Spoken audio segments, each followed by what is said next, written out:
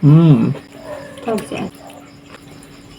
Dinner time! Kain po tayo. Ayan, ang ating pagkain ngayon. Meron tayo ditong sisig tofu at saka itong ating salad na cabbage, may cucumber at saka mayroong kamatis. So, bali ito lang ang ating hapunan para ngayong gabi. Ayan, kain po tayo. Dahil no rice tayo, ito ang ating pagkain ngayon. Ang sarap ng sisig tofu.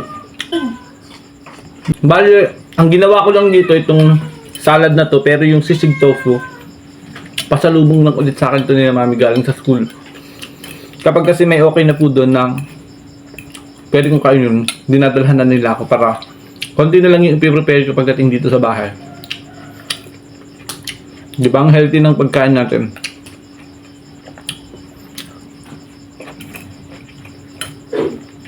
At saka natututo tayo mag-prepare ng mga iba-ibang pagkain. Dati kasi wala naman akong alam lutuin. Dati wala akong alam na ibang lutuin. Wala akong ibang alam na gawing mga pagkain. So yun, dahil naglo-low carb tayo, nagno-no rice tayo, natututo tuloy tayo na mag-isip, gumawa ng mga ganitong klase ng pagkain. Kaya talagang pag may gusto, may paraan. Pag ayaw ay may dahilan. Natututunan natin yung mga bagay-bagay na hindi natin alam dati.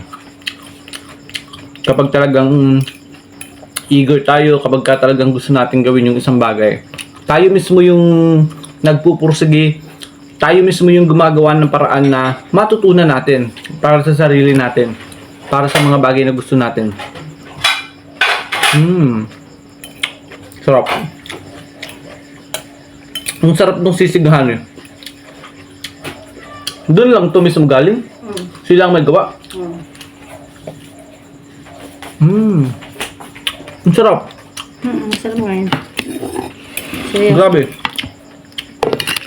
Ito ang masarap. Kain tayo. So dahil mabigat na din sa tiyan yung tofu, tsaka yung cabbage, busog tayo nito for sure. Okay. Namili na ulit kanina ako ng gulay.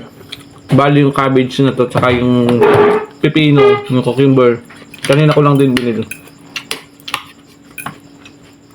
Hindi ko kasi tuloy kanina alam kung ano ipapartner dito sa tofu. Hindi naman ako magluto kaya ayun, ito na lang salad, medyo madali. Sarap. Gusto mo ng tofuhan? Kailangan kita ng konti. Oo naman. Mauubos ko na. Kain na. Titira kita ng konti. Kain na. Ubos ko na. Basta mo. May hangin. So yun lang muna ang ating for today's video. Don't forget to click Yan. like, heart, and syempre share this video. At huwag kalimutan na mag-follow. Bye-bye!